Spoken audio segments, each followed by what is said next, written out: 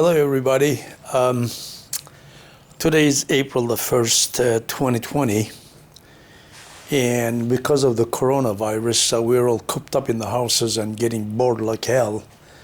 Even though it's a cool day in Wisconsin here, actually almost cold day, I decided to get out there, do something that's been on my mind quite a while.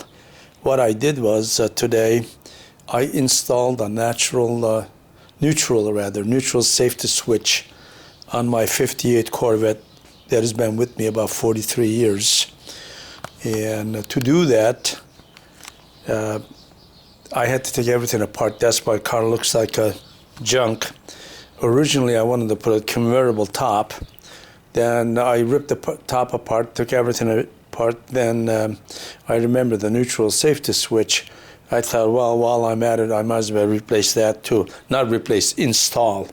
The reason for that, a couple of summers ago, a car was sitting on the driveway, and I happened to be outside and reached and started the car, which was on drive. And all of a sudden, the car took off and took the garage door with it. And there was an extensive damage on the fender also. So everything is all fine now. Garage door is fine, fender is fine. And since then, I've been meaning to put that neutral safety switch. And finally, I got around and I'm doing it. I'm actually done with it right now. And I just thought about the video. I wanted to put the video in case somebody else wants to do it. They can get an idea. As you can see here, I cannot work under the car. I don't have a lift. So I decided to work above the car. I took the seats out.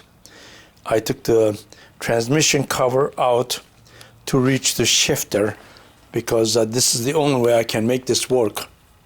I got an automatic transmission here, and this is the only way this can be installed. As you can see here, the safety switch is already installed.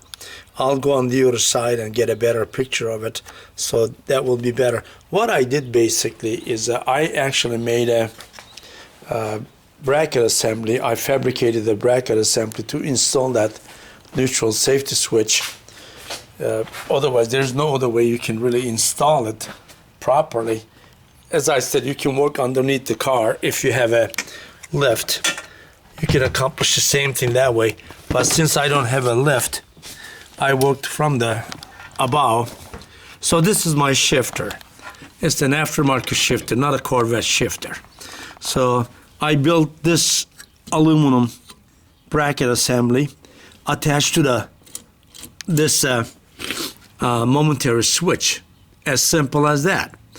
And the way it works, basically, I have all of the wires coming out of that switch. It's under the car right now. You can see it right over here. It's covered with that insulator.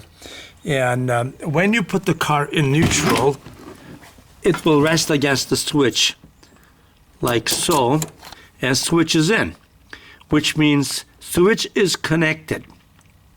And when you put them on a drive, switch is disconnected and you are safe. You cannot start the car on a drive, neutral, reverse, any other gears whatsoever. So basically what you do here is there are two wires coming out of two areas here on the switch. These are the posts.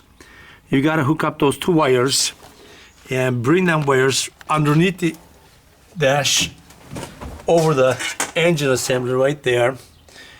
That black insulator, you can barely see it, but it's there, believe me. Right there it is. And those wires ends up on the starter.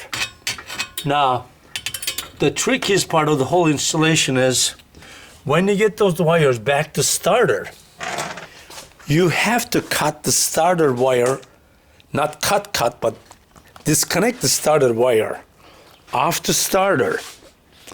One end goes to the wire that is coming out of the momentary switch. Then the second wire comes out of the momentary switch, goes onto the starter solenoid. That is the trick. You gotta make sure that you break that starter solenoid connection. That wire goes onto the momentary switch wire, one of them. Then second wire from the momentary switch wire goes back onto the solenoid.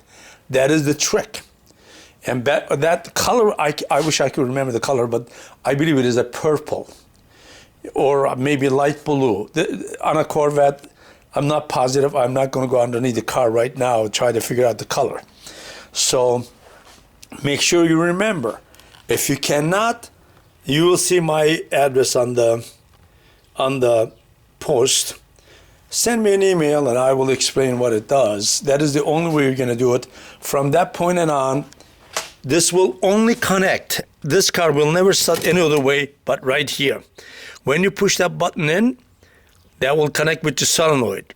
Then when you turn the key on, car will start, and put them on a drive or any other gear. Your car will still be running. It will still be driving, but the starter will be disconnected. It will not start. So basically, while your car running, you cannot turn the key on and have that terrible grinding noise. Starter will not engage. So there are a lot of advantages. I made this video just for that purpose, and I'm about to put everything back together. I thought I should make the video. I'm going to post this video on the YouTube. I don't want to show myself because I look like an old town goober, the mechanic from the Mayberry days, and I look really bad. I think people will run away if they see me. So after this video, I'm going to get the convertible top also on. I'm going to show how to adjust convertible top and put the top back on. Talk to you later.